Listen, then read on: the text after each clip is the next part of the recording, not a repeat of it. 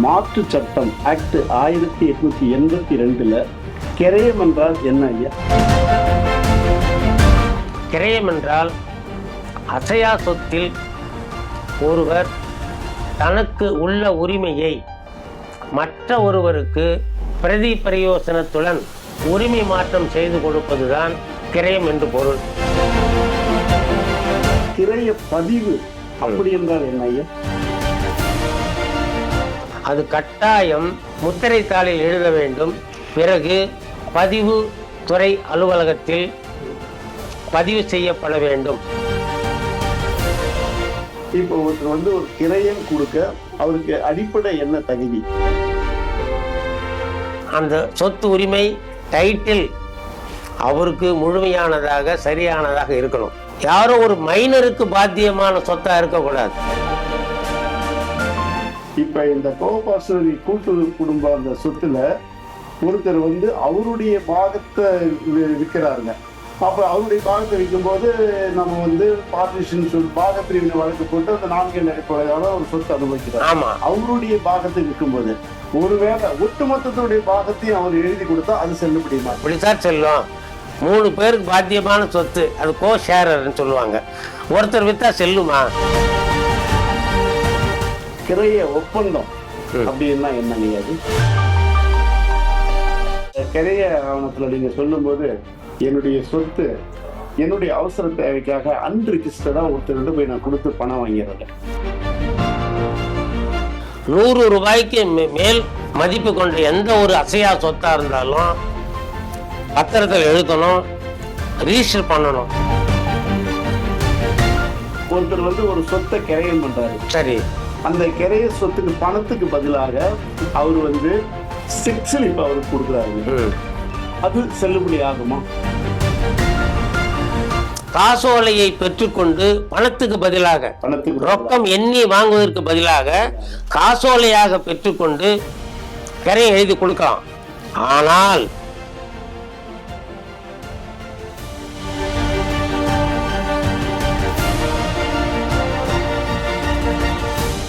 Koval news Tamil நேயர்களுக்கு எனது பணிவான வணக்கம்.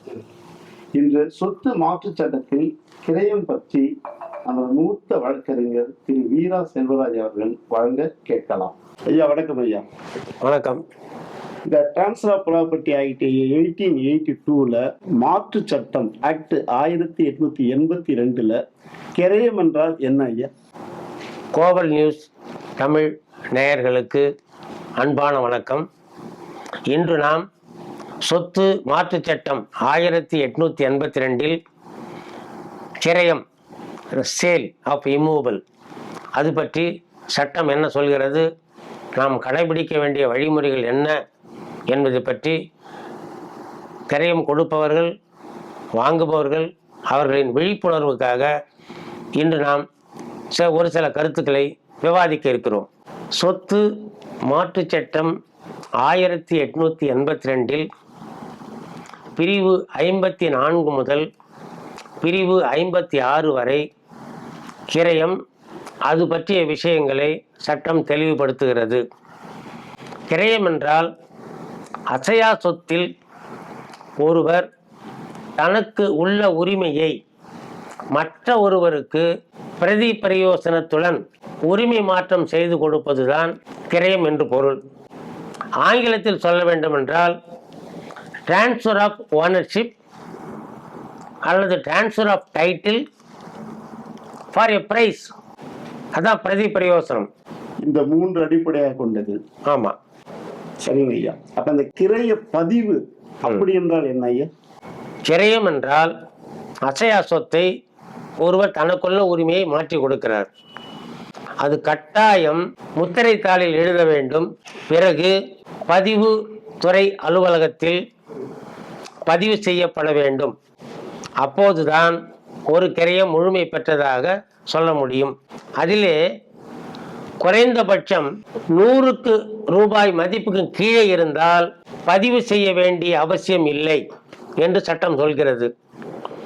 100 அல்லது அதற்கு மேல் எவ்வளவா இருந்தாலும் சரிதான். It shall be stamped, shall be registered அப்பதான் கிரயம் முழுமை பெற்றதாகவும் சட்டப்படி செல்லக்கூடியதாகவும் சொல்லலாம். 100 ரூபாய்க்கு மேல இருந்தாதான் அதை நம்ம வந்து பதிவுக்கே கொண்டு பண்ணணும். இதுக்கு கீழே இருக்கிறத நம்ம வந்து பதிவு செய்ய வேண்டிய அவசியம் இல்லை. பதிவு பண்ணா தவறு இல்லை. அது கீழே இருந்தா பதிவு பண்ண வேண்டிய அவசியம் இல்லை. அன்ரிஜிஸ்டர் எழுதலாம். ஆனா டெலிவரி கொடுக்கணும். எந்த சொத்தை நீங்க கொடுக்குறீங்களோ மற்றவருக்கு, ஃபார் எக்ஸாம்பிள் ஒரு 98 ரூபாய்க்கு ஒரு சொத்தை கொடுக்குறீங்க வச்சுங்க, அதை நீங்க ப்ராப்பர்ட்டி ஒப்புதல் கொடுக்கணும். ரிஜிஸ்டர் பண்ண வேண்டிய அவசியம் இல்லை அப்படின்னு சட்டம் சொல்லுது. கிரயத்துக்கு உண்டான பிரதி பிரயோசனம்னா அது எப்படிங்க ஐயா, அதனுடைய விளக்கம்? இப்போ ஒரு பொருளை இப்ப நீங்க எனக்கு விற்கிறீங்க, நான் வாங்குறேன். 100 ரூபாய்க்கு மேல் மதிப்புள்ள சொத்து. அதுக்கு எனக்கு நான் உங்களுக்கு பணமாக கொடுக்கணும். அந்த பணம் ஏற்கனவே பெற்றிருக்கலாம். சில பத்திரத்தில் பார்த்துருப்பீங்க, எனக்கு பாத்தியமான அடிக்கண்ட சொத்தை உங்களுக்கு கிரயம் தருகிறேன், இதற்காக ரூபாய் இவ்வளவு ரூபாயை நான் ஏற்கனவே, முன்பணம்ன்ற வார்த்தை கொள்ளுவது, ஏற்கனவே பெற்றுக்கொண்டேன், அப்படி பாஸ்ட் பேமெண்ட். அல்லது நாளது தேதியில் மேற்படி கிரைய தொகை ரூபாயை பெற்றுக்கொண்டேன், அல்லது பின்னிட்டு நீங்கள் சொன்ன பிராமிஸ் படி பெற்றுக்கொள்கிறேன். So the past payment, present payment or future payment இருக்கலாம். ஆனால் ஃபியூச்சர் பேமெண்ட்னா அதுக்கு ஆதாரத்தை வாங்கிக்கணும். அன்பெய்டு பர்ச்சேஸ் மணின்னு சொல்லுவாங்க. அதை நீங்கள் ஆதாரத்தோடு தான் வாங்கிக்கன்னு கிரையம் கொடுக்கலாம். ஆமா, சரிங்க ஐயா. இப்போ ஒருத்தர் வந்து ஒரு கிரையம் கொடுக்க அவருக்கு அடிப்படை என்ன தகுதி? அடிப்படை தகுதினா, முதல்ல ஒருத்தர் கிரையம் தராருன்னா அந்த சொத்து உரிமை டைட்டில் அவருக்கு முழுமையானதாக சரியானதாக இருக்கணும். முழுமையானதாக. அந்த சொத்து யாரோ ஒரு மைனருக்கு பாத்தியமான சொத்தா இருக்கக்கூடாது. மைனருக்கு பாத்தியமான இருக்கக்கூடாது. மைனர் சொத்தை கார்டியனோ தகப்பனாரோ தாயோ விற்கணும்னா நீதிமன்ற அனுமதியோடு விற்கலாம். அப்புறம் எந்த ஒரு கிரையம் இருந்தாலும் அடிப்படையா சட்டம் என்ன சொல்லுது, குவாண்டம் ஆஃப் பிரைஸ். பிரைஸ்னா விலையை ஃபிக்ஸ் பண்ணணும். நான் ஏற்கனவே சொன்ன மாதிரி past consideration, present consideration, even promise to pay, future consideration இருக்கலாம். ஆனால் பட் விலை நிர்ணயம் கட்டாயம். விலை நிர்ணயம் பண்ணாம அந்த பத்திரத்தில் அந்த விலையை காட்டாம இருந்தா அது கிரயமாக முழுமையை பெற்றதாக ஏற்றுக்கொள்ள முடியாது. அப்ப எந்த ஒரு கிரயமாக விலையை வந்து முன்கூட்டியே நிர்ணயம் பண்ணிருக்கணும். அந்த ஆவணத்தில் வரணும். நல்லது. கூட்டு குடும்ப சொத்துல கூட்டு குடும்ப சொத்துல ஒரு 5-6 பேரு சொத்துக்குரியவங்க கூட்டு குடும்பத்துல அதை கோபாசனரின்னு சொல்லுவாங்க. அந்த மாதிரி இருக்கும்போது ஒருத்தர் வந்து அந்த கூட்டு குடும்ப சொத்து இருக்கும்போதே ஒருத்தர் வந்து ஒருத்தட்ட கிரையம் கொடுக்கலாமா? செல்லுபடி ஆகுமா? தாராளமா கொடுக்கலாம். அதாவது நீங்க கேட்ட கேள்விக்கு 2 வகையா சொல்லலாம். கோ பார்சனர், கோ ஷேரர். கோ பார்சனர் அப்படின்னாக்கா அன்டிவைடட் ஹிந்து ஜாயின்ட் ஃபேமிலி, பாகம் பிரியாத கூட்டு குடும்ப சொத்து. அந்த பாகம் பிரியாத இந்து கூட்டு குடும்ப சொத்துல ஒரு உறுப்பினர் தன்னுடைய அவசர தேவைக்காக அவருக்கு பொதுவில் கலந்த, உதாரணத்துக்கு 5ல் ஒரு பாகம் இருக்குன்னு வச்சுங்க, இல்ல 4ல் ஒரு பாகம் இருக்குன்னு வச்சுங்க, அவங்க அவசர தேவைக்கு பொதுவில் கலந்த தனக்குண்டான பாகத்தை தாராளமா கிரையம் கொடுக்கலாம். அவருக்கு உண்டான பாகத்தை மட்டும் பொதுவில் பாகம் பிரிக்கப்படல, எங்கன்னு தெரியும், எங்கன்னு சொல்ல முடியாது இல்லையா? இப்ப 4 ஏக்கர் இருக்கு, அண்ணன் தம்பி 4 பேரு, ஆளுக்கு 1 ஏக்கரு. எந்த பக்கம் கிழக்கு ஒருத்தருக்கு இப்ப விற்கிறவருக்கு கிழக்கையா மேற்கையா தெற்கையான்னு தெரியல, பாகம் தெரியல, அப்ப கொடுக்கலாம். அந்த சர்வே நம்பரை போட்டு மேற்கண்ட சொத்தில் எனக்குரிய பாகம் பிரியாத பொதுவில் 4ல் ஒரு பாகம் அப்படின்னு கொடுக்கலாம். சரி, வாங்கிட்டு ரிஜிஸ்டர் ஆகும், செல்லும். அப்ப கிரையம் வாங்கியவருடைய உரிமை என்ன ஆகுறது?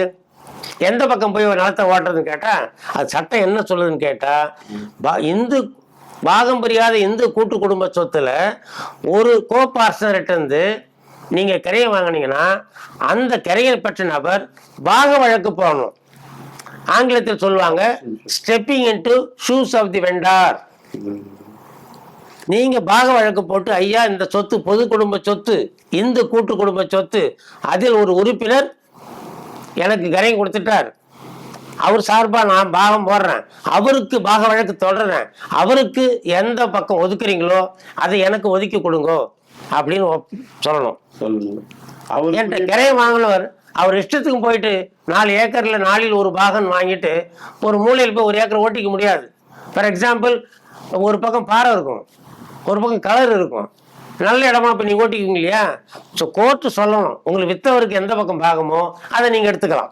பாக வழக்கு போட்டுதான் அவருக்குரிய அந்த 4 எண்ணிலேயே அவர் முடிவு செஞ்சு தான் உள்ள போகக்கூடிய. சரி, இந்து கூட்டு குடும்பம் அல்லாது கோ ஷேரர் அப்படி சொன்னேன் இல்லையா? ஒரு நண்பர்கள் 3 பேர் சேர்ந்து ஒரு சொத்தை கரையை வாங்குறாங்க. அந்த ஒரு கட்டத்துல 3 பேரும் பாகம் பிரிச்சுக்கிட்டாங்கன்னா நல்லது.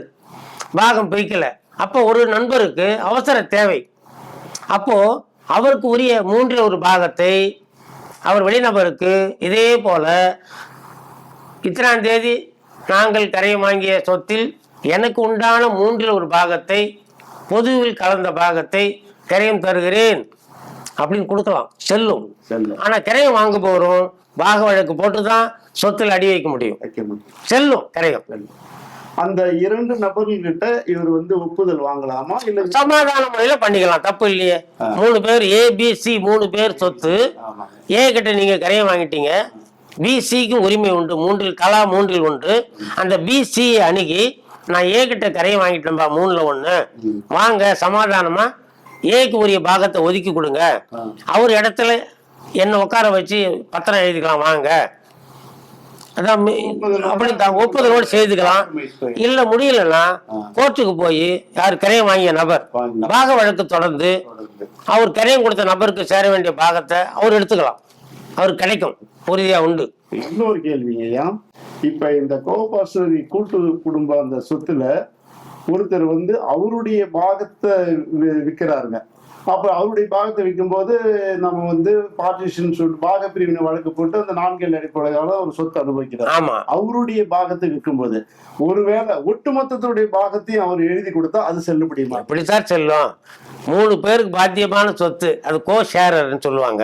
ஒருத்தர் வித்தா செல்லுமா? அல்லது அண்ணன் தம்பி 3 பேருக்கு சேரக்கூடிய சொத்தை ஒரு சகோதரர் இல்ல ஒரு சகோதரி போராட்டி கொடுத்தா செல்லுமா சார்? அது எப்படி செல்லும்? கரையும் கொடுத்தவருக்கு என்ன உரிமையோ அந்த ஒரு விஷயம் தெளிவாக புரிஞ்சுக்கணும், அந்த கரையை ஒட்டுமொத்தமா செல்லாதெல்லாம் சொல்லக்கூடாது. கரையும் கொடுத்தவருக்கு என்ன உரிமையோ அந்த அளவுக்கு தான் செல்லும், அதுக்கு மேற்கொண்டு அந்த பத்திரம் செல்லாது, இப்போ பகுதியாக தான் செல்லும். இப்ப நல்லது. இப்ப ஒரு கூட்டு குடும்பத்துல அண்ணன் தம்பி ஒரு 4 பேர் இருக்கிறாங்க. கூட்டு குடும்பமா ஒன்னா சேர்த்து சரி குடும்பத்துல மூத்தவர் இருக்கும்போது அவருடைய பெயர்ல இந்த சொத்தை வாங்கணும்னு சொல்லி வாங்குறாங்க. வாங்கின பிறகு சரி ஒரு நம்பிக்கையின் பேர்ல அண்ணன் பேர்ல இருந்தா அது நமக்கு கண்டிப்பா என்னைக்கா இருந்தாலும் ஷேர் உண்டுன்ற ஒரு நம்பிக்கையில கிரைய பத்திரம் அண்ணன் பேர்ல போட்டு கிரையம் பண்ணிட்டாங்க. ஆனா அண்ணன் நம்ம பேர்ல தான் சொத்து இருக்குதுன்னு சொல்லி அவரு இன்னொரு அனதர் பார்ட்டி கிட்ட அந்த சொத்தை கிரையம் பண்ணா அது செல்லுபடி ஆகுமா? செல்லுபடி ஆகும். புரியுது. நிறைய வழக்கு நீதிமன்றத்தில் அப்படிதான் இருக்குது. இப்போ அதாவது இந்து கூட்டு குடும்பத்துல கர்த்தா அல்லது மேனேஜர்னு சொல்லுவாங்க. யாரு? அப்பா இல்லைன்னா மூத்த பிள்ளை. இப்போ மூத்த பிள்ளையும் இளைய சகோதரரும் சேர்ந்து கஷ்டப்பட்டு சம்பாதித்து அப்பா பேர்லயோ அப்பா இல்லைன்னா மூத்த அண்ணன் பேர்லயோ கிரையம் வாங்குவாங்க. சமயத்தில் ஒரு ஓராண்டு வருமானத்தை மூத்தவன் பேர்ல, அப்புறம் கொஞ்ச காலம் கழிச்சு வருமானத்தை இளையவன் பேர்ல நல்லவன் பேர்ல வாங்குவாங்க. இப்படி வரும்போது நீங்க கேட்ட கேள்விப்படி மூத்தவன் என் பேர்ல கரையம் இருக்கு, சொத்து எனக்கு தான் சொந்தம் அப்படின்னு ஒரு கால் அவர் வம்பு பண்றாருன்னா இந்த மற்ற பாகஸ்தர்கள் இளையவர்கள் நீதிமன்றத்தை நாடி அவர் தரமாட்டேன்னு சொன்னாலும் அல்லது மற்ற வெளிநபருக்கு தன் பேரில் கரையம் இருப்பதை அனுசரணையாக்கி கரையம் கொடுத்துட்டாலும் நீதிமன்றத்தை நாடி பாக வழக்கு தாராளமாக போடலாம். ஆனால் அதில் ஒரு முக்கியமான விஷயம் கவனிக்கணும். மேற்கண்ட சொத்து பொது குடும்ப நிலையில் பொது உழைப்பை கொண்டு பொது நன்மைக்காக பொது நன்மைக்காக வாங்கப்பட்டது அப்படின்னு யாரு வழக்கு போறீங்களோ, இளையவன் வழக்கு போறான் இல்லையா, அவர் நிரூபிக்கணும். அது சில ஃபேமிலியில தம்பி பேர்ல கரையை வாங்கலாம். அண்ணன் வழக்கு போறான்னு வச்சுக்கோ, நான் தம்பி பேர்ல கரையை வாங்கிட்டேங்க, இப்ப தம்பி தரமாட்டேங்கிறான்னா அண்ணன் வழக்கு போறாருன்னா அவர் நிரூபிக்கணும். இந்த கரையை வாங்கும்போது கூட்டு குடும்பம், இது பொது நன்மைக்காக பெறப்பட்டது, பொதுவில் அனுபவித்து வந்தோம், பொது நிதி அப்படி நிரூபிச்சா தாராளமா அனைவருக்கும் சமபாகமாக கிடைக்கும். நல்லதுங்க ஐயா. ஒருவேளை அந்த சொத்தை வாங்கினவரு இது என் பேர்ல இருந்தா எங்க அண்ணன் தம்பிங்க வந்து இதுல பாகம் கேட்பாங்க, என்னுடைய மனைவி பேர்லயோ என்னுடைய பிள்ளைங்க பேர்லயோ நான் அதை வந்து ஒரு தான செட்டில் மாதிரி கொடுத்துட்டுனா அது அப்ப அவங்க வழக்கு போட்டா அது செல்லுபடியுமாகும். அதேதான் யாரு பண்ண மூத்தவர் பேர்ல சொத்து வாங்கிட்டோம், அதுல நீங்க சொல்ல மாதிரி குடும்பத்துல தம்பிங்களுக்கு பாகம் இருக்கு, பொது குடும்ப நிலைமை. என் மூத்தவர் வெளியில வித்தா என்ன, இல்ல மனைவிக்கு கொடுத்தா என்ன, பாகம் கோருபவர்கள் இது பொது குடும்ப சொத்து, ஜாயின்ட் ஃபேமிலி ஸ்டேட்டஸ்ல, ஜாயின்ட் எக்ஸெப்ஷன்ல, ஜாயின்ட் ஃபண்டுல இது வாங்கப்பட்ட சொத்து நிரூபிச்சுட்டா எத்தனை கை மாறினாலும் யாருக்கு எழுதி கொடுத்தாலும் அது தானமோ கரையமோ அது எழுதி கொடுத்த ஒரு பாகத்தை மட்டுமே கட்டுப்படுத்தும். உரிமை கோருகின்ற இளைய சகோதரர்களுக்கு நிச்சயம் கிடைக்கும் பாகம். நிச்சயம் கிடைக்கும். அப்ப நம்ம நிரூபணம் செய்யணும். ஆமா, நிரூபிக்கணும். நீதிமன்றத்துல சொத்து எப்படி வாங்கணும்னு சொல்லி நிரூபணம் செய்யும் போது நமக்கு. அதே போல இப்போ ஒருத்தர் பேர் ஒரு கரையம் இருக்கு, இந்து கூட்டு குடும்ப அவிபக்த குடும்பத்துல ஒரு கரையம் இருக்கு. அவரு நீங்க நினைக்க மாதிரி என்னுடைய சொந்த சம்பாத்தியம், நான் தம்பிகளுக்கு பாகம் தர மாட்டேன் அப்படின்னாக்கா அவர் என்ன செய்யணும்னு கேட்டா அவரு ப்ரூஃப் நிரூபிக்கணும். அவருக்கு செப்பரேட் இன்கம், ஜாயின்ட் ஃபேமிலின்னு சொன்னேன் இல்லையா, இந்த இன்கம் இல்லாம தனிய செப்பரேட் இன்கம் எனக்கு இருக்கு, நான் உத்தியோகம் பண்றேன் இல்லை வியாபாரம் பண்றேன், இந்த பொது குடும்பத்துக்கும் இந்த உத்தியோகத்துக்கும் சம்பந்தம் இல்லை, பொது குடும்பத்துக்கும் வியாபாரத்துக்கும் சம்பந்தம் இல்லை, செப்பரேட் இன்கம்ல வாங்கினேன் அப்படின்னு அவர் நிரூபிக்க முடிந்தால் அது அவருக்கு மட்டுமே செல்லும். அவருக்கு மட்டுமே செல்லும். மற்ற இளைய சகோதரர்களோ மூத்த சகோதரோ சகோதரிகளுக்கோ யாருக்கும் பாகம் கிடைக்காது. பாகம் கிடைக்காது. கிரைய ஆவணத்துல வந்து இது என்னென்ன வகைகள் ஐயா இருக்கு? இதுல இந்த ஒரு சொத்தை நம்ம கிரையம் பண்றோங்க, அதுல என்னென்ன வகைகள்? வகைகள்லாம் ஒன்றும் கிடையாது, கிரையம் மட்டும்தான். ஆனா அது வேறு. இப்போ கிரையம் அதுல பாத்தீங்க, நான் ஒரு நல்ல கேள்வி கேட்டேங்க. இப்போ சாதாரணமா ஒரு தனக்கு மட்டுமே சர்வ சுதந்திர பாத்தியமான சொத்தை பிக்கு கிரையம் தராரு, ஸ்டாம்பு, ரிஜிஸ்டர்ட், கன்சிடரேஷன் எல்லாம் வாங்கிக்கிறாரு. அவருக்கு ஒரு ஆசை, யாருக்கு? வித்தவருக்கு. ஏதோ ஒரு சூழ்நிலையில கஷ்டத்துல சொத்தை விற்கிறோம், இதே சொத்தை மீண்டும் நாம தனக்கே கிடைக்கணும் அப்படின்னு நினைக்கிறார். ஒரு சென்டிமெண்டா ஃபீல் பண்றார். ஒரு தாத்தா பாட்டி சொத்து, பரம்பரை சொத்து, இதை இன்னைக்கு கஷ்டத்துல விற்கிறோம், இன்னும் கொஞ்ச காலத்துல மீண்டும் திரும்ப சொத்தை வாங்குறதுக்கு, திரும்ப பெறுவதற்கு வாய்ப்பு இருக்கு, நம்பிக்கை இருக்கு அப்படின்னு நினைச்சாருன்னா ஒரு கண்டிஷனோட கிரையம் வாங்கலாம். என்ன கண்டிஷன்னா, கிரையம் விற்கிறாரு, பணம் வாங்கிக்கிறாரு, முறையா பத்திரம் எழுதி ரிஜிஸ்டர் ஆகி போகுது. ரீகன்வேயன்ஸ் மறுகிரயம் பேரு. மறுகிரயம்னா ஒரு சொத்தை தனக்கு பாத்தியமான சொத்தை பிக்கு முறையா கரை எழுதி கொடுத்துறாரு, ரிஜிஸ்டர்ட் ஆகி போச்சு, முடிஞ்சு போச்சு, உரிமை மாற்றம் செஞ்சாச்சு. அந்த மீண்டும் இந்த சொத்தை பின்னிட்டு அடைய வேண்டும், தாத்தா பாட்டி சம்பார சொத்து இல்ல குடும்ப சொத்து, பரம்பரை சொத்து, ஒரு சென்டிமெண்டா ஃபீல் பண்றாரு.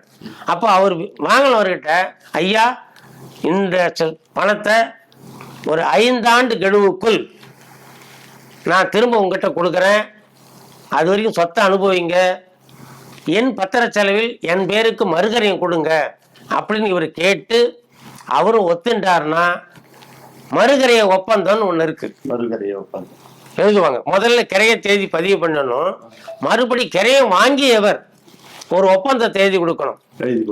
இன்று இதன் அடியில் கண்ட சொத்துக்களை நான் உங்களிடமிருந்து கிரையம் பெற்றேன், பதிவாகிவிட்டது, நீங்கள் கேட்டுக்கொண்டபடி இன்று முதல் 2 ஆண்டு 3 ஆண்டு கெடுவுக்குள் இதே பணத்தை திரும்ப எனக்கு செலுத்தினீர்கள் என்றால் உங்கள் பத்திர செலவில் நான் உங்களுக்கு மறுகரையும் கொடுக்கேன்னு ஒப்பந்தம் ஒன்று எழுதி வாங்கிட்டாருன்னா அப்ப அவருக்கு ரைட்ஸ் உண்டு.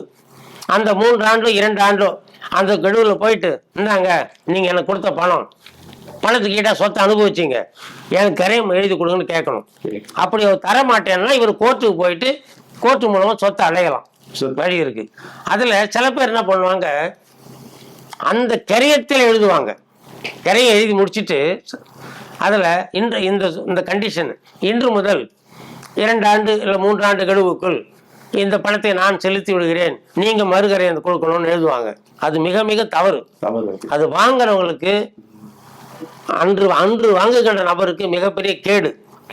அது வேற ஒரு சட்டம். ஒன்ஸ் மார்ட்கேஜ் ஆல்வேஸ் மார்ட்கேஜ் அப்படின்னு வரும். அதனால ரீகன்வேயன்ஸ் பெறணும் நீங்க விருப்பப்பட்டீங்கன்னா, வாங்குறவர் கொடுக்க விருப்பப்பட்டாருன்னா கிரைய பத்திரம் ஒண்ணு பதிவு பண்ணிடுங்க, அக்ரிமெண்ட் ஆஃப் ரீகன்வேயன்ஸ் தனியா பதிவு பண்ணுங்க. தனித்தனி பத்திரங்களாக எழுதி தனித்தனியா பதிவு பண்ணணும். செல்லுபடியாக எல்லாமே செல்லும். அதுதான் சேஃபர் சைட் இருவருக்குமே. அது கண்டிஷனல் சேல்னு சொல்லுவாங்க. கிரைய ஒப்பந்தம் அப்படின்னா என்ன? அது கிரைய ஒப்பந்தம் கான்ட்ராக்ட் ஆஃப் சேல் இல்லை அக்ரிமெண்ட், கிரைய அக்ரிமெண்ட் சொல்லுவாங்க சாதாரணமாக நம்ம ஊரில் பேசுறது. அந்த கிரைய ஒப்பந்தம் ஒருவர் தனக்கு பாத்தியமான சொத்தை விற்கிறார்.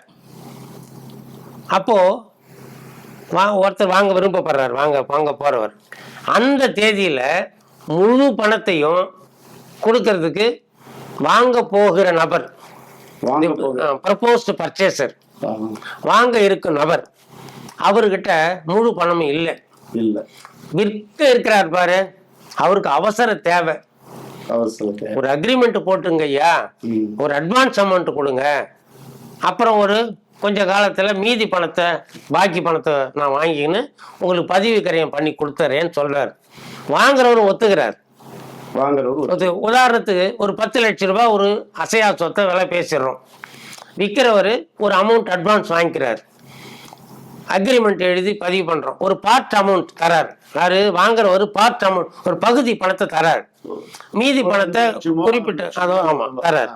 மீதி பணத்தை இத்தனை கால அவகாசத்திற்குள் நான் உங்களுக்கு இப்போ கரையம் பணத்தை வாங்கிட்டு கரையம் தரேன்னு எழுதி தர்றாரு. அதான் அக்ரிமெண்ட், ஒப்பந்தம் தான். சேல் டீடு கிடையாது, சேல் அக்ரிமெண்ட்.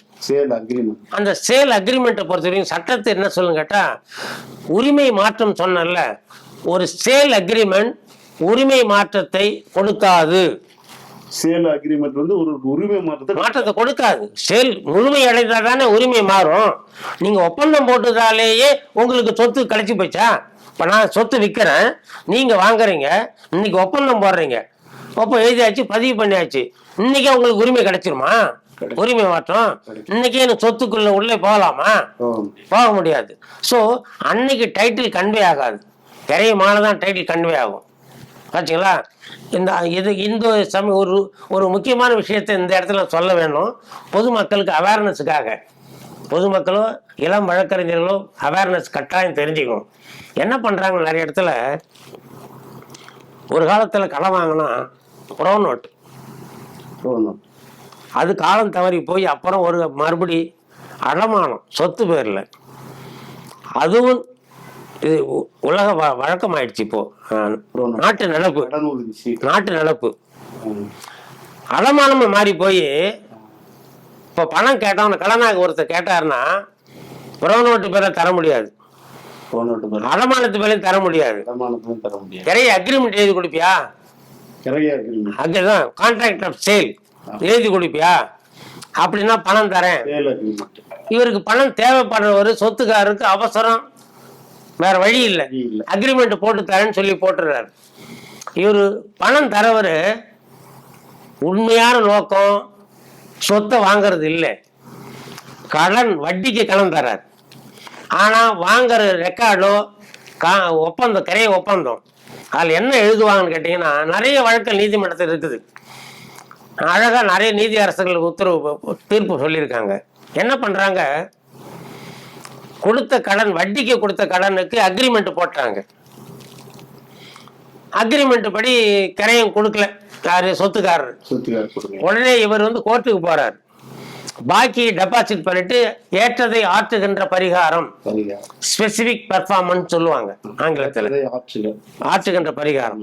அதுக்கு வழக்கு போடும்போது அவர் என்ன சொல்லுவாரு, ஐயா நான் சொத்தை விற்கிற ஐடியாவில் இல்லை, இது அவ்வளோ விலை போறோம், நான் கடன் கேட்டேன், அந்த கடனுக்கு அக்ரிமெண்ட் கிரைய அக்ரிமெண்ட் எழுதி கொடுத்தா நான் பணம் தருவேன்னு சொன்னாரு, நான் கடன் தாங்க வட்டிக்கு வாங்கினேன், சொத்து இல்லைங்க அப்படின்னு அவரு ஒரு வக்கீலை வச்சு கேஸ் நடத்துவார்.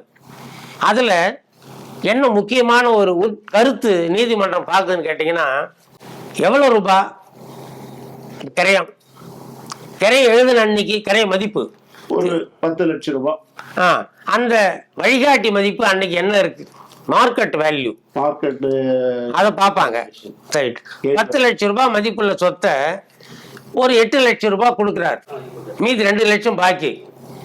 அக்ரிமெண்ட்ல என்ன போடுவாங்க, இந்த பாக்கி 2 லட்சத்தை இன்று முதல் 2 ஆண்டு கெடுவுக்குள் நம்மில் கிரையம் கொடுக்க நபர் பெற்றுக்கொண்டு 1 நபர் பத்திர செலவில் யார் வாங்குறவர் பதிவு செய்து கொடுக்க வேண்டியது அப்படின்னு எழுதுவாங்க. ஒரு சாதாரண நினைச்சு பாருங்க, ஒருத்தர் ஒரு 10 லட்சம் ரூபாய்க்கு ஒரு சொத்து வாங்குறாரு, மதிப்புள்ள சொத்தை 8 லட்சம் அட்வான்ஸ் கொடுத்துட்றாரு, சொத்துக்குள்ள பிரவேசிக்க முடியாது, அதுக்கு வட்டியும் கிடையாது ஒப்பந்தப்படி. 2 ஆண்டு யாராவது எந்தவித பிரதி பலனும் இல்லாம இருப்பாங்களா? இருக்க மாட்டாங்க கண்டிப்பா. ஏன்னா அவ்வளோ லாங் டியூரேஷன் போடக்கூடாது. அதாவது ஒப்பந்தம் உண்மையிலே கிரையம் வாங்குறவங்க ஆசைப்படுறீங்கன்னா ஓராண்டு ஈராண்டுலாம் போடாதீங்க. உண்மையான கிரையமா ஒப்பந்தமா இருந்தா, உண்மையிலே சொத்தை கிரையமாகறதா இருந்தா, இன்று முதல் 30 நாட்களுக்குள் 45 நாட்களுக்குள் பாக்கி பணத்தை கொடுத்து விட்டு கிரையம் பயிர் செயல் கொடுத்து, அதுதான் நம்பர் மாதிரி இருக்கும். அதுதான் நம்பர். நான் சொல்றது புரியுதுங்களா உங்களுக்கு? நீ கொடுத்தது 8 லட்சம், பாக்கி 2 லட்சம். 8 லட்சத்தை இன்னைக்கு கொடுக்க முடியுது, மீதி 2 லட்சத்தை கொடுத்து கிரையம் பண்ணிட்டு 2 ஆண்டு, ஒரு 3 மாதமோ இல்ல ஒரு 4. அப்ப கோர்ட்டார் என்ன முடிவு பண்ணுவாங்க, இது மணி டிரான்சாக்சன், இது கிரைய ஒப்பந்தம் இல்லை, எனவே என்ன பண்ணுவாங்க கோர்ட்டாரு, இது நீ வாங்கின பணத்துக்கு வட்டி போட்டு கொடு அப்படி வழக்கு போடும்போது. இப்போலாம் ஏற்றதை ஆற்றுகின்ற பரிகாரம், ஸ்பெசிபிக் பர்ஃபார்மன்ஸ் வழக்கு போட்டாலே ஆல்டர்னேட்டிவ் பிரேயர் தான் வழக்கு போடணும்னு நீதியரசர் சொல்லிட்டாங்க. சொத்தையும் கேளு, ஒரு கால் நீதிமன்றம் நினைக்கும் பட்சத்தில் மாற்று பரிகாரமாக வாதி கொடுத்த அசல், அது அன்று முதல் வட்டி, செலவு தொகையுடன் தீர்ப்பளிக்க வேண்டும். அப்போ கோர்ட்டார் நீதிபதி ஒரு முடிவுக்கு வருவார், இருதரப்பு சாட்சியங்களை வைத்து, இது உண்மையிலேயே கிரைய ஒப்பந்தமா, அது மணி டிரான்சாக்சனா, கொடுக்கல் வாங்கல்.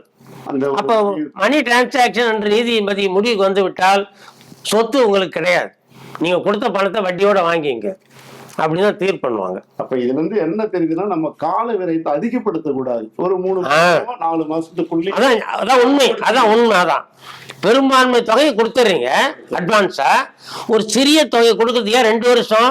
நல்லது. அந்த மாதிரி ஒப்பந்தம் போடாதீங்க. வட்டிக்காக அந்த வட்டி பெரும் நோக்கில் கடன் கொடுத்தா நீங்க எத்தனை வருஷம்னா போட்டுங்க. ஒருவேளை உண்மையிலேயே அவர் இடத்த இருக்கிற பணத்தெல்லாம் கொடுத்துட்டாருங்க, பணம் இல்லாத பட்சத்துல அவருடைய செலவுகள் எல்லாம் வச்சு ஒப்பிட்டு பார்க்கும்போது ஒரு 2 ஆண்டு காலம் தள்ளி போடலாமே அப்படின்ற ஒரு நல்ல எண்ணத்துல அந்த காரியத்தை செய்தார்னா அது சாத்தியக்கூறலாகும்ல. நல்ல எண்ணம் ஏங்க, ஒரு சொத்தை கரையம் வாங்குறீங்க, முழு பணத்தை கொடுத்து அன்னைக்கே கரையம் பண்ணி வேண்டியதானே. சரி, ஒரு அவசரம் விற்கிறவர் எனக்கு அட்வான்ஸா கொடுங்க, ஆஸ்பத்திரிக்கு போகணும், ஒரு மனைவிக்கு உடம்பு சரியில்லை, குழந்தைக்கு உடம்பு சரியில்லைன்னு சொல்றாரு, அப்ப என்ன போடணும் டைம்? நீங்க ஒரு கேட்கற தொகையில 3/4 பணத்தை கொடுத்துட்டு ஒரு 30 நாள் டைம் போடுங்க. ஏன் 3 வருஷம் டைம் போடுறீங்க? இது உண்மையிலேயே கரையம் பேசுறதுக்கு அர்த்தமா? அது இல்ல. நாம அப்ப நேர காலத்தை அதிகப்படுத்த அவருடைய அவசர தேவை புரியுது 2-3 மாதம் அவ்வளவுதான். இதான் உண்மை, அப்படிதான். இப்ப இந்த கரைய ஆவணத்துல நீங்க சொல்லும் போது, என்னுடைய சொத்து என்னுடைய அவசர தேவைக்காக அன்ரிஜிஸ்டரா ஒருத்தர்கிட்ட போய் நான் கொடுத்து பணம் வாங்கிடுறேன். அன்ரிஜிஸ்டரா உடனே என்ன பண்றேன், என்னுடைய குடும்ப தேவைகளுக்காக அன்ரிஜிஸ்டர் அப்படியே வச்சுட்டு இன்னொருத்திட்ட போய் நான் கிரையம் பண்ணி கொடுத்துட்றேன். அப்ப அந்த சூழ்நிலை அந்த அன்ரிஜிஸ்டரா எழுதி கொடுத்து நான் ப்ராப்பரா கையெழுத்து போட்டு அவர்கிட்ட பணம் வாங்கினது உண்மைதாங்க. ஆனாலும் அவர்கிட்ட நான் இதை தெரியப்படுத்தாத நான் இன்னொரு நபர்கிட்ட போயிட்டு கிரையம் பண்ணி கொடுத்துட்டேன். அந்த மாதிரி சூழ்நிலை எப்படி ஐயா? ஏற்கனவே நான் சொன்னேன், 100 ரூபாய்க்கு மேல் மதிப்பு கொண்ட எந்த ஒரு அசையா சொத்தா இருந்தாலும் பத்திரத்தில் எழுதணும், ரிஜிஸ்டர் பண்ணணும். அன்ரிஜிஸ்டர்ட் பதிவு அல்லாத பத்திரத்தின் மூலமா வித்துட்டேன்னு சொல்றீங்க, எப்படி செல்லும் அது? அந்த பத்திரமே செல்லாது. இந்த பத்திரமே சொல்ல அதை பத்தி தெரியாத ஒரு உங்களுக்கு 1000 அவசரம் இருக்கும் சார். சட்டம் அப்படி சொல்லுது.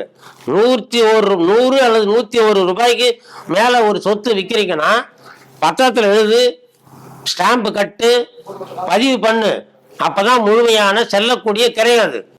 ஒருத்தர் வந்து ஒரு சொத்தை கிரையம் பண்றாரு. சரி, அந்த கிரைய சொத்துக்கு பணத்துக்கு பதிலாக அவர் வந்து செக் ஸ்லிப் அவருக்கு கொடுக்குறாருங்க.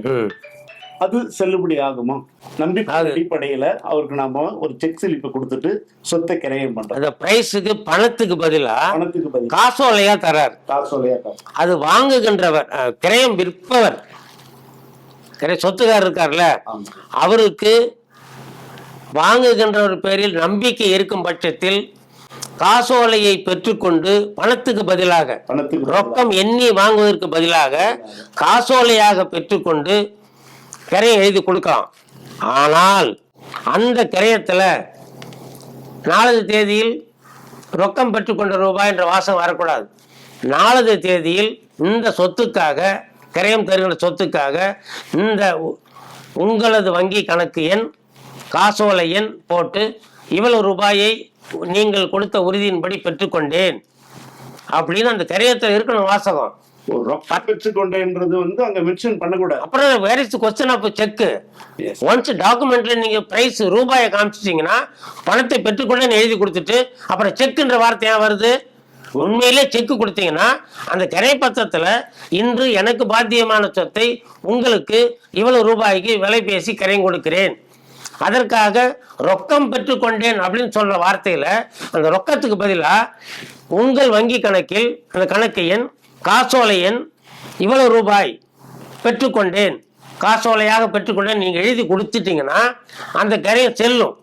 அப்போதைக்கு பதிவாகும். அந்த ரொக்கத்திற்கு காசோலையாக பெற்றுக்கொண்டு செல்லும். அதே காசோலையை திரும்பி எழுதியாச்சு, பத்திரம் பதிவாயிடுது, அந்த செக்கை கொண்டு போய் நீங்க என்ன பண்ணுவீங்க? கலெக்ஷன் போடுவீங்க. தெய்வாதீனமாக அந்த பணம் உங்க அக்கௌண்ட்ல வந்துருச்சுன்னா பிரச்சனை இல்லை, கேஸ் இல்லை, வம்பு இல்லை, தகராறு இல்லை. ஒரு கால் அந்த செக் பவுன்ஸ் ஆயிடுச்சுன்னு வைங்க, இன்சபிஷியன்ட் ஃபண்டுன்னு, அப்ப என்ன ஆகும்? அந்த கிரையம், அந்த கிரையம் வந்து செல்லுபடி ஆகாது. ஆகாது. Price was not transferred. பிரதி பிரயோசனம் விற்பவருக்கு போய் சேரல.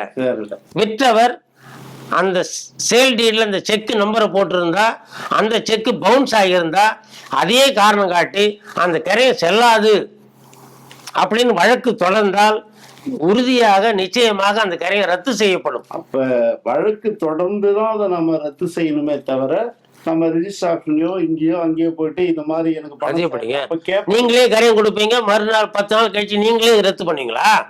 நீதிமன்றம் தான் சொல்லணும். ஏன் ரத்து பண்ணணும்? கிரையம் செல்லாது, நீங்களே கிரையம் கொடுத்துட்டு நீங்களே செல்லாதுன்னு சொல்லுவீங்களா? இல்ல, அப்ப ரிஜிஸ்ட்ரேஷன் பண்ணும்போது ரிஜிஸ்ட்ரார் கேள்வி ஒண்ணு கேட்பாங்க, உங்களுக்கு முழுமையான பணம் நீங்க பெற்றுக்கொண்டீங்களா அப்படின்னு ஒரு கேள்வி கேட்பாங்க. பணத்துக்கு பதிலாக காசோலை பெற்றுக்கொண்டேன் ஆவணத்தில் இருக்குதே, பெற்றுக்கொண்டேன் பதிவு செய்வதில் ஆட்சேபனை இல்லை, சம்மதித்துக் கொண்டுதான் அது பெற்றுக்கொண்டேன் பதிவு செய்வதில் ஆட்சேபனை இல்லைன்னு விற்கிறவர் சொல்றாரு. அப்போ வந்து அவர் பதிவாளர், அவர் தலையெழுத்து பதிவு பண்ணி ஆகணும். பின்னிட்டு செக் பவுன்ஸ் ஆனதெல்லாம் அது நீ விற்கிறவன் ஆச்சு வாங்குறவன் ஆச்சு, அவங்க பிரச்சனை.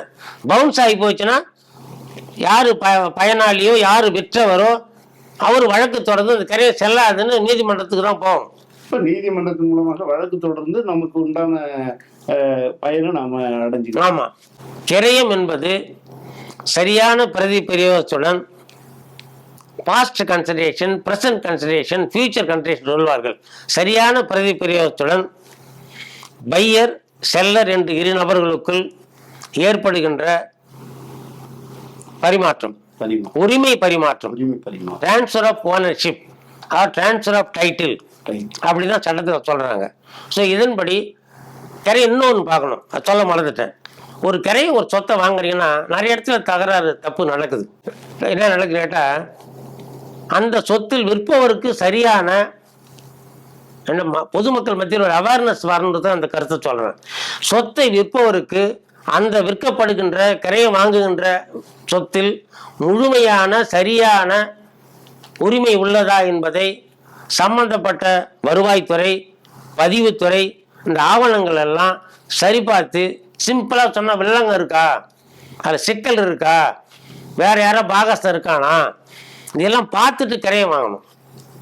கண்ணை மூடிட்டு கிரையை வாங்கிடுறாங்க. முடிச்சுட்டு அதுல வில்லங்கன்னு சொன்னோம் இல்லையா.